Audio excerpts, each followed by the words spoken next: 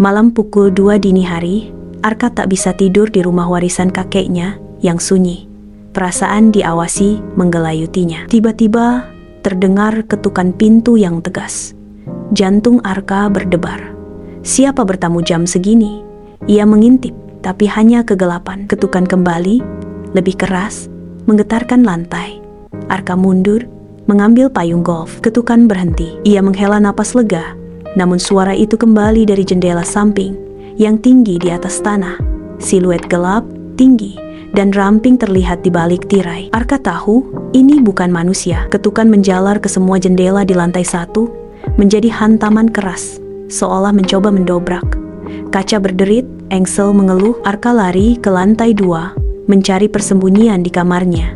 Saat menaiki tangga, ia mendengar suara langkah kaki di lantai bawah. Mereka sudah masuk. Bau melati pekat menyeruak, memuak. Arka mencapai kamarnya, mengunci pintu, dan menumpuk perabot sebagai penghalang.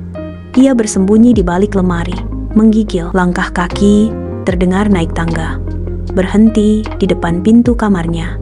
Keheningan mencekam. Lalu, sebuah suara pelan, mendesah, terdengar. "Arka, kenapa kau lari?" Itu suara neneknya yang sudah meninggal 5 tahun lalu.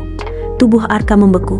Mustahil. Ketukan kembali, berupa goresan panjang di pintu. Suara-suara lain muncul. Kakek, bibi, sepupu, semua orang terdekatnya yang telah tiada. "Arka, biarkan kami masuk, kami merindukanmu." Air mata membanjiri pipinya. Ini bukan mereka. Ini sesuatu yang menyerupai mereka.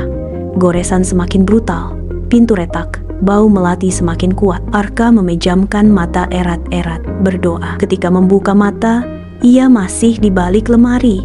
Kamarnya berantakan, pintu terlepas, tapi tak ada siapa-siapa. Mereka pergi, namun saat menoleh ke cermin, ia melihatnya. Di bayangannya, berdiri di belakangnya, adalah siluet tinggi ramping yang sama. Wajahnya tak jelas, tapi matanya bersinar merah menyala. Di tangan bayangan itu, ada payung golfnya. Bayangan itu tersenyum lebar, menunjukkan gigi hitam runcing. "Kau sendirian, Arka?"